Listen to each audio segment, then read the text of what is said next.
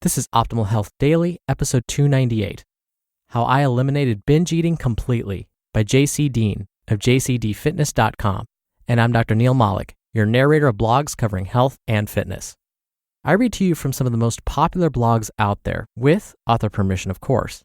And that's in big part due to your support. It's helped to keep this podcast going.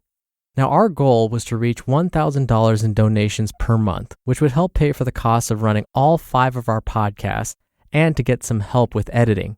And what really is touching me right now, and I'm trying not to get emotional, is that we're about 70% there. I just can't believe it. That's such an amazing thing. Thank you all so much. It's such a huge help. It really shows us that you like what you hear, and it motivates us to continue doing this. So if you want to show some support too, come by oldpodcast.com/support to find out how. Now, before I start getting even more emotional and weeping because of your generosity, let's jump in and hear JC Dean's take on eliminating binge eating as we optimize your life. How I Eliminated Binge Eating Completely by JC Dean of JCDFitness.com.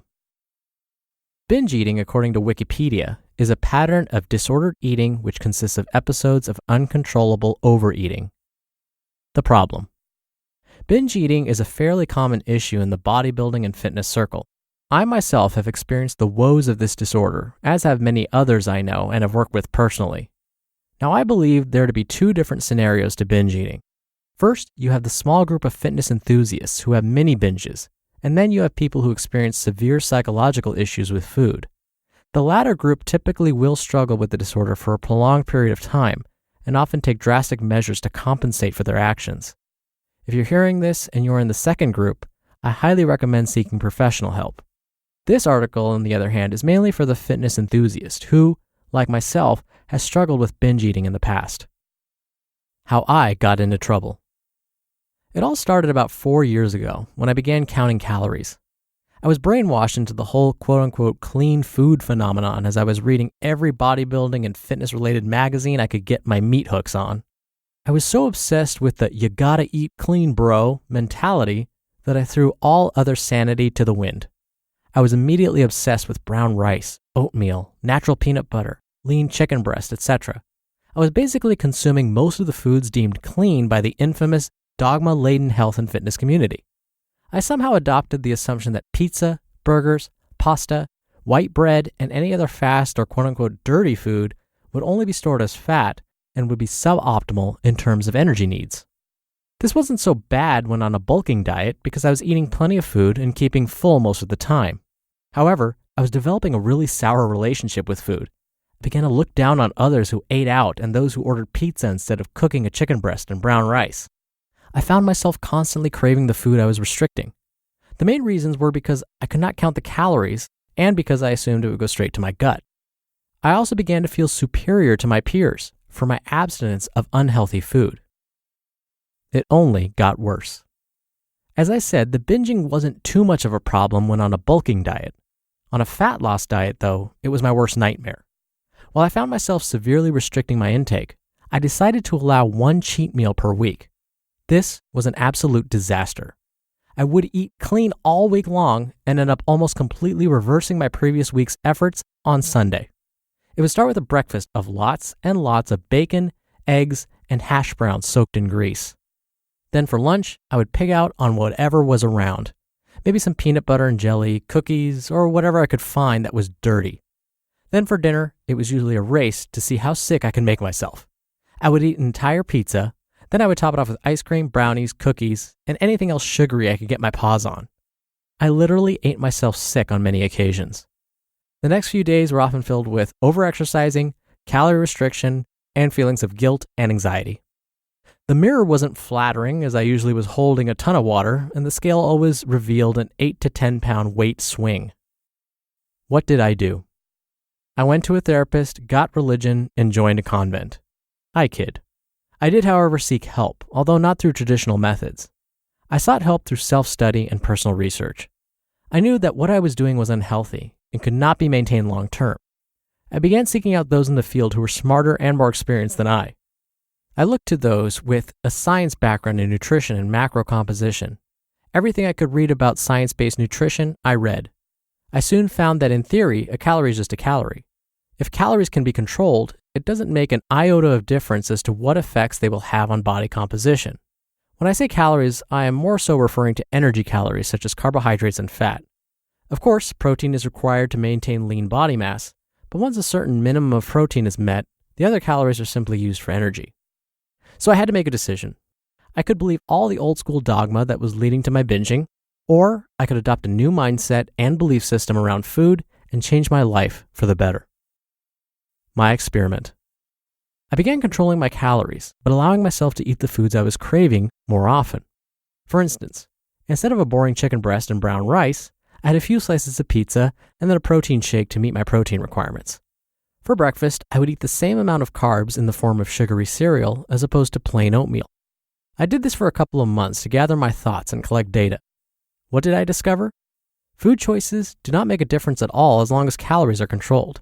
A calorie is a calorie. I also lowered my meal frequency to about 2 to 3 meals a day instead of 6 to 8.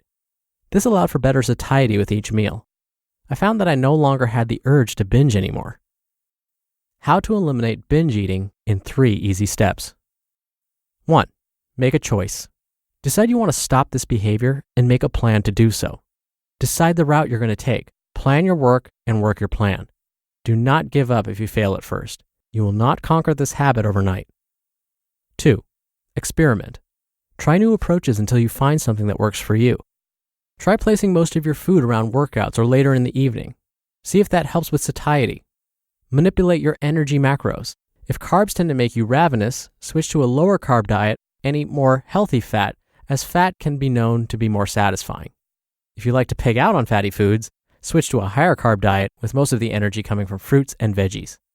Try different strategies until one sticks. And 3, seek accountability. Make sure others know what you are doing and what your goals are.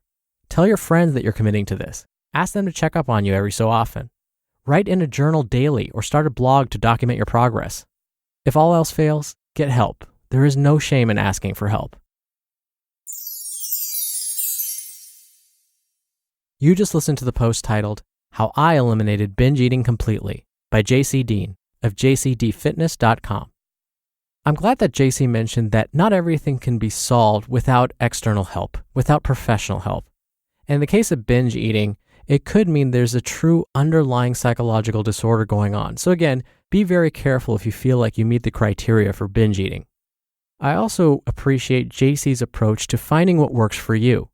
We've talked about meal frequency on this podcast many, many times. And I've always said, even if you're trying to bulk up or if you're trying to lose weight, whatever, you do not need to necessarily eat 6 small meals a day. And JC is the perfect example of that. He found it didn't work for him. He tried it. But when he started to eat 2 to 3 meals per day, well, now that suited his lifestyle much, much better. That's what you need to find for yourself. As long as there's balance, meaning a heavy reliance on non-starchy vegetables, whole foods like whole grains, some fruit, lean protein, and healthy fats, you're going to be okay. And for me, my 3 problem foods are French fries, pizza, and donuts. I don't stay away from those completely. I consume them, but just in moderation. For example, before I eat pizza, because I know I could eat a whole medium by myself, no problem, I'll be sure that I have a salad topped with some nuts, some light dressing, full of lots of different veggies, so that I feel a little bit more full before I dive into that pizza. It'll force me to eat fewer slices. So that's what I mean by consuming in moderation. You can use these little tricks to control your eating habits. You just have to find what's going to work for you. Now, before I go, once again, I want to thank you for your support for all of our podcasts. If you want to help support us, it'd be amazing if you can come by our site, oldpodcast.com/support. We have a list of ways you can help, including contributing directly to keep things running. Again, that's all at oldpodcast.com/support. That's it from me for today. I hope you're having a great week. Thank you for subscribing. Thank you for listening. Thank you for donating everything you do. I'll be back tomorrow with a post from regular contributor Roger Lawson. I'll see you there where your optimal life awaits. Hello, Life Optimizer. This is Justin Malik, creator and producer of this show and Optimal Living Daily, the brother podcast of this one. Literally, I'm Dr. Neil's brother. If you like the format of this show, you'll love Optimal Living Daily too, where I also read to you from blogs, but cover other topics like personal development, finance, and minimalism from bloggers like Derek Sivers, The Minimalists, Zen Habits, and many more. So for more amazing content read to you for free, come subscribe to Optimal Living Daily too, and together we'll optimize your life. You've been listening to Optimal Health Daily. Be sure to hit the subscribe button to stay up to date on each new episode, and head to oldpodcast.com. That's oldpodcast.com for a free gift, as well as more actionable tips and resources to help you maximize your potential. Thanks for joining us, and remember, your optimal life awaits.